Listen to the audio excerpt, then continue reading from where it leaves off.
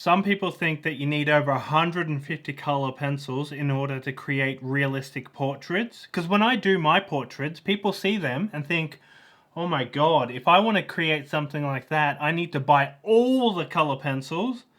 And that's like $600 worth of pencils. And that can be off-putting. I'm going to demonstrate just with basic colors, a red and a white. The colors and the name will be on screen.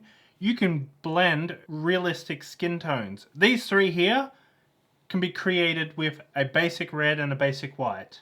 And another way to drive the point home is you think about your printer, right? That has like 3 or 4 colors in it. And yet, with those 3 or 4 colors, it can create over 1 million colors when they print out an image. There you go.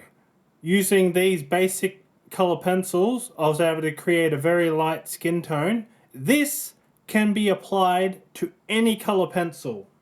You can even go lighter than that. Like, let me do a demonstration. Now, normally I wouldn't press this hard, but you build it up slowly. And the reason why you build it up slowly is you don't get this kind of weird grainy effect where you got streaks through it. And essentially what I've just done now is destroy the texture of the paper, so it's going to be very hard to layer other colors on it. You can see how light that got. Let's just blow that all away. Let's go even lighter. See how nice and pale that is? In terms of tone, that's pretty close. But yeah, that's a nice light tone.